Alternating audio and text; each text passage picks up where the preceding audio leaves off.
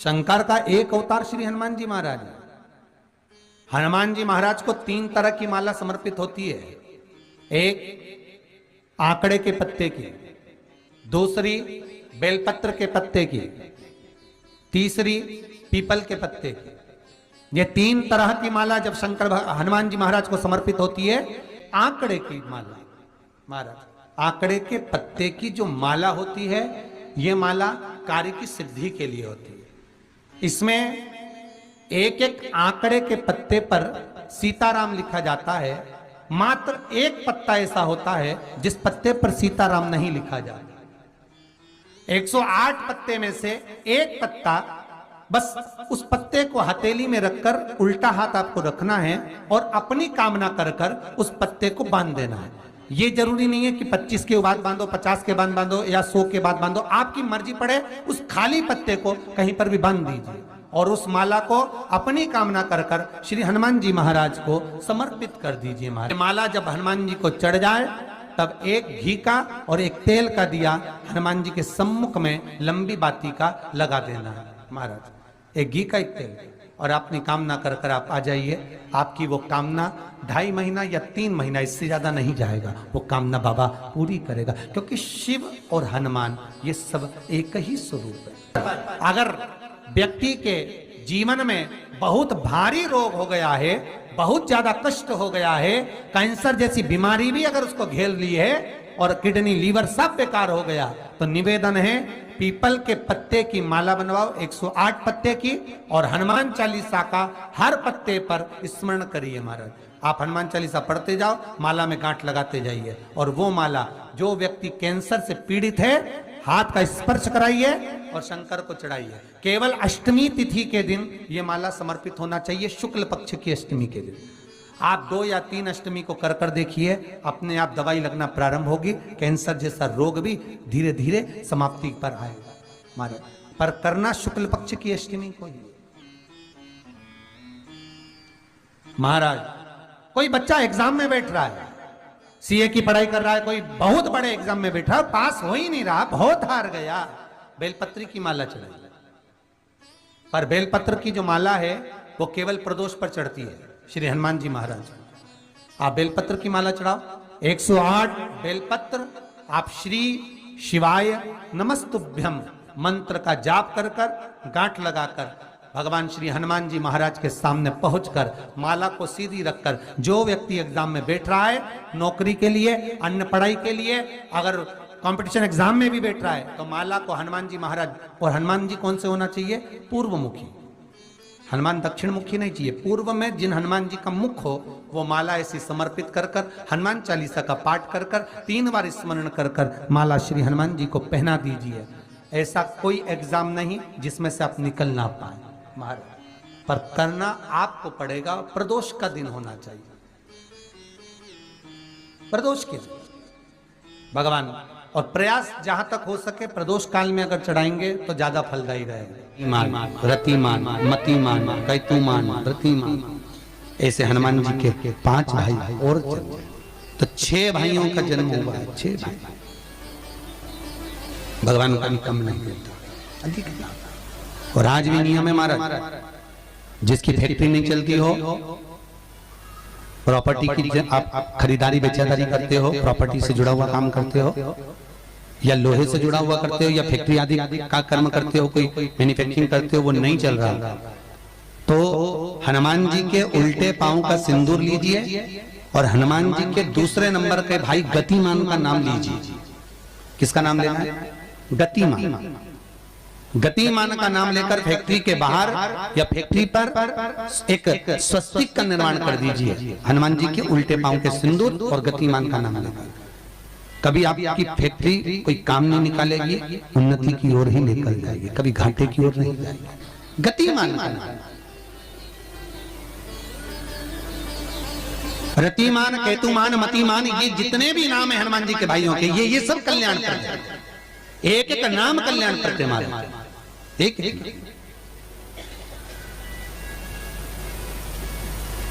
महाराज वो जिन बच्चों को निमोनिया हो जाता है ना, वो सर्दी का कोटा रहता है, बहुत सर्दी सर्दी बच्चों को बनी रहती है, तो हर दिन 5-10 दिन में वापस दौड़ के डॉक्टर के पास लेके जाओ, फिर डॉक्टर के पास ले। वैसे तो डॉक्टर के पास बच्चे आजकल के जमाने के जाते ही जाते हैं, हर 15 दिन 20 दिन में। तो इसके पीछे वो चले जाएं।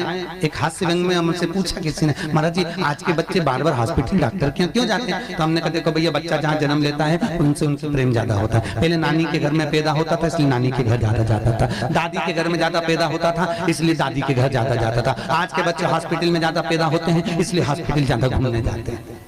ये हास्य। पर यदि बच्चे को सर्दी ज्यादा होती है, निमोनिया ज्यादा होता हो, ठंडा का कोटा ज्यादा रहता हो, तो पीपल के 5 पत्ते महाराज उस पे घृत लगाकर हनुमान जी के तीसरे नंबर के भाई व्रतिमान का नाम लेकर, व्रतिमान का नाम लेकर बच्चे की छाती पर एक वस्त्र से उसको बांध दीजिए, रात्रि भर बंधे रहने दीजिए महाराज। और बांधना कौन से दिन है? 12 तिथि को, बस एक बार बांधना, उसके बाद सर्दी का कोटा नहीं रहता महाराज, बच्चा स्वस्थ अपने आने में। व्रतिमान हनुमान जी महाराज के जितने भी भाई हैं, सबका आनंद सुख चरणारविंद का सुख देने वाला भगवान श्री हनुमान जी महाराज चैत्र की पूर्णिमा के दिन प्रकट होते हैं। महाराज पवन तनय संकट हरन मंगल मूरत रूप, राम लखन सीता सहित हृदय बसौ सुर। श्री हनुमान जी महाराज का प्रागट्य होता है, चारों तरफ सुख ही समाहित हो जाता है, आनंद ही आनंद स्थापित हो जाता है चारों। अब दोनों में अंतर देखिए। हनुमान जी की जब स्तुति गाई जाती है तो बोला जाता है विद्यावान गुणी अति चातुर। फिर से बोलो एक बार लाइन से, विद्यावान गुणी अति चातुर। हनुमान जी विद्यावान थे और लंका का राजा रावण विद्वान था। क्या था? जम के बोलो विद्वान। ये विद्यावान, वो विद्वान। तो एक प्रश्न सामने खड़ा होता है कि विद्यावान और विद्वान में क्या अंतर है? हनुमान जी विद्यावान गुणी अति चातुर, रावण विद्वान, तो दोनों में अंतर क्या है? विद्वान ये भी विद्वत्ता से विद्वत्ता, वो भी पढ़ा लिखा, ये भी पढ़ा लिखा। अष्ट सिद्धि नवनिधि उनके पास में, इसके पास। तो फिर अंतर क्या है? तो शिव महापुराण की कथा कहती है, जिस व्यक्ति को पढ़ कर विद्या अर्जन कर खूब पढ़ाई करते करते करते करते करते करते अच्छा पद जब मिल जाता है और उसको जब अहंकार आ जाता है तो वो विद्वान हो जाता है। और जिसको पढ़ कर खूब अच्छी सिंहासन भी मिल गया, उसके बाद भी उसका चित्त वृत्ति नम्र होता चले जाता है, तो वो विद्यावान हो गया। विद्वान में अहंकार है, विद्यावान में नम्रता है। बहुत ध्यान देना हमारा। कई लोगों को पढ़े लिखे थे अब टू डेट बन के हमारे बराबर कोई अहंकार आ गया, मतलब तुम विद्वान हो, बहुत विद्वान हो, मना नहीं है, तुम्हारे में विद्वत्ता की कमी नहीं है, सारे वेद पुराण शास्त्र सब तुम्हारे में भरे हुए हैं, सारी पढ़ाई लिखाई तुमने भरी हुई है, तुम बहुत विद्वान हो। पर विद्वत्ता अहंकार को लेकर जाती है और विद्यावान का जो विद्या को ग्रहण करता है उसके भीतर नम्रता आती चली जाती है। नम्रता, कोई कोई व्यक्ति ऐसा होता है जिसके पास भगवान पैसा खूब देता है तो उसको नम्रता देता है, खूब नम्रता, इतना प्रेम से बोलेगा, इतना मीठा बोलेगा, और बोले साहब और मेरे लिए कोई सेवा हो तो बता दो, और बोलिए साहब, इतनी नम्रता। और किसी किसी के पास में अहंकार इतना ज्यादा आ जाता है धन के साथ में कि वो किसी गिनते ही नहीं, बिल्कुल ऐसा लगे जैसे भेरू पे सिंदूर चढ़ा, एकदम गिनते। तो दोनों में अंतर है, दोनों। नम्रता अगर आपके भीतर पढ़ाई लिखाई के साथ में, विद्या के साथ में आ रही है तो समझ कितना सुंदर कहा रामकृष्ण परमहंस जी ने। रामकृष्ण परमहंस जी से स्वामी विवेकानंद जी ने पूछा, आपकी निगाह में खूब पढ़ा लिखा व्यक्ति कैसा होता है? रामकृष्ण परमहंस कहने लगे, जीरो, कैसा होता है? शून्य। स्वामी विवेकानंद ने फिर रामकृष्ण परमहंस से पूछा, आपकी दृष्टि में बहुत पढ़ा लिखा, बहुत पैसे वाला, धनपति व्यक्ति कैसा होता है? रामकृष्ण परमहंस जी ने कहा, डबल शून्य, डबल जीरो। स्वामी विवेकानंद जी ने फिर पूछा रामकृष्ण परमहंस जी से, गुरुदेव आपकी दृष्टि में पढ़ा लिखा व्यक्ति, बहुत धनपति, सब ज्ञान में निपुण, वो व्यक्ति कैसा होता है? रामकृष्ण परमहंस ने कहा, ट्रिपल जीरो, 3 शून्य। स्वामी विवेकानंद ने कहा, गुरुजी अगर ये सब शून्य की गिनती में आ गए तो कीमत किसकी होगी? रामकृष्ण परमहंस जी ने कहा, सारे ज्ञान प्राप्त करने के बाद जो झुकना नहीं जानता, नम्रता नहीं जानता, वो जीरो के बराबर ही होता है। और जिसके पास में धन भी है, विद्या भी है, सारी निपुणता है, और जिसके भीतर नम्रता बनी हुई है, उसके आगे एक लगा दिया जाए तो वो करोड़ों की गिनती में हो जाता है। उसके आगे एक का फर्क। कई लोग बड़ी अभिमतता में जीते हैं, मैं मेरे बराबर कोई नहीं, और जो मैं करके मर जाता है, अगला जन्म बकरा बकरी का हो जाता है, मैं करता फिरता है। छुपकली और बकरा बकरी दोनों पहचान जाओ, बहुत परिचित है। तुम्हारे दरवाजे पर भी कोई बकरा बकरी दिखे तो समझ लेना तुम्हारा रिश्तेदार आया है। मैं करके मर गया, मेरा घर, मेरी परिवार, मेरा कुटुंब, मेरी घर, मेरी गाड़ी, मेरा बंगला, मेरा मेरा मेरा करके मरा, बकरा बकरी। मैं तत्व में अभिमतता।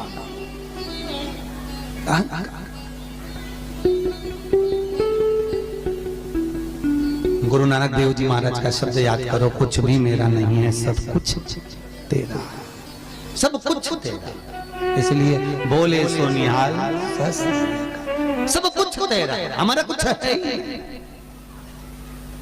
हमारे भीतर कुछ है तो वो परमात्मा। हनुमान जी महाराज प्रकट हुए और अष्ट सिद्धि, कितनी? अष्ट सिद्धि, नवनिधि। कितनी निधि? 9 निधि हनुमान जी के पास में थी। अष्ट सिद्धि 9 निधि, और उस 9 निधि में सबसे ज्यादा सुंदर निधि जो दुनिया के हित की है वो है नील निधि। कौन सी निधि? 9 निधि में से एक निधि का नाम है नील निधि। अष्ट सिद्धि नव निधि के दाता, असबर दीन जानकी माता, राम रसायन तुमरे पासा, सदा रहो रघुपति के। आज तुम लोगों ने पुण्य करा होगा, शनिवार के दिन, पूर्णिमा के दिन तुम्हें अष्ट सिद्धि नव निधि मिल गई। आज किस्मत वाले हो गया, भाग्यशाली। अष्ट सिद्धियां नव निधियां प्राप्त हो गई। गाते गाते पूरी जिंदगी हो गई थी, रोज हनुमान चालीसा पढ़ते थे, रोज बोलते थे अष्ट सिद्धि नव निधि की दाता। अष्ट सिद्धि थी कौन सी, नव निधि थी कौन सी? बच्चे पूछे तो बता तो सकते हो कि अष्ट सिद्धि ये है, नव निधि ये है, और किस किस चीज का क्या क्या लाभ है। अष्ट सिद्धि मालूम है? अरे जल्दी बोलो, नहीं मालूम? लिखना चालू करो बात। अष्ट सिद्धियां, पहली अनिमा, दूसरी महिमा, तीसरी गरिमा। अष्ट सिद्धियों में पहली अणिमा, दूसरी महिमा, तीसरी गरिमा। ये हनुमान जी महाराज की जो अष्ट सिद्धियां हैं, इन सिद्धियों के लिए आपको ज्ञात होना चाहिए, हनुमान जी महाराज के जब घर में तुम रोज हनुमान चालीसा का पाठ करती हो, आज एक दिन हो गया, कल दूसरा दिन हो गया, तीसरा दिन हो गया, कैलेंडर में जो पंचांग हो कैलेंडर हो, उस कैलेंडर में एक निशान बना कर रखो कि आपके 108 जब पाठ पूरे हो जाएं, तब 108 बाती आप हनुमान जी महाराज की इन अष्ट सिद्धियों के नाम से लगा दीजिए। जिंदगी में आपका कभी बाल बांका नहीं हो सकता, और आपकी उन्नति को कोई रोक नहीं सकता, यह पक्का है। अष्ट सिद्धियां नवनिधियां 108 जब हनुमान चालीसा के पाठ हो जाए। और कभी कभी व्यक्ति के जीवन में ऐसा भी होता है कि भाई उसको बहुत तकलीफ आ जाती है कि मेरी दुकान नहीं चल रही, व्यापार नहीं चल रहा, मेरे साथ अच्छा नहीं हो रहा, मेरे को तकलीफ आ गई, शनि बढ़ गया, ये हो गया, ढैया हो गया, 7.5 हो गया, बड़ा तकलीफ, कहीं गिर रहा, कहीं पड़ रहा, तो उस व्यक्ति को 108 पाठ एक साथ कर लेना चाहिए। आज बैठा सुबह से शाम तक 108 पाठ करके, और फिर ये अष्ट सिद्धियों की बाती लगा दे। पर अष्ट सिद्धियों की जो बाती लगती है घृत में है, घी घृत, अष्ट सिद्धि। तो ये बाती, तो पहली अणिमा सिद्धि, दूसरी महिमा, तीसरी गरिमा, चौथी लघिमा, चौथी लघिमा, पांचवी प्राप्ति, पांचवी क्या है? प्राप्ति। छठी प्राकंभ, छठी है प्राकंभ। सातवीं है ईर्षत्व, ईर्षत्व। और आठवीं है वशिष्व, आठवीं है वशिष्व। ये हनुमान जी महाराज की 8 सिद्धियां और 9 निधियां। पूरी हनुमान चालीसा की एक एक चौपाई में एक एक चीज से एक एक बीमारी का इलाज है, एक एक बीमारी का। महाराज हनुमान चालीसा की एक एक चौपाई से एक एक बीमारी का। हमारे जीवन को हम चौपाइयों के क्रम से एक एक शब्द का भान करें कि वो उससे हमें प्राप्ति क्या है। अष्ट सिद्धि नवनिधि किस जगह पर स्कंद जी दे रहे हैं? नवनिधियां। जहां पर सेतु बंद हुआ, जहां पर सेतु, तो आप रामेश्वर जाएं, पुराने डाकघर के पास में आज भी 9 शिलाएं नवनिधि के लिए स्कंद देव ने वहां विराजमान करी थी। वहीं हनुमान जी महाराज ने जल पान करा था, वो स्थान आज भी विराजमान है। आज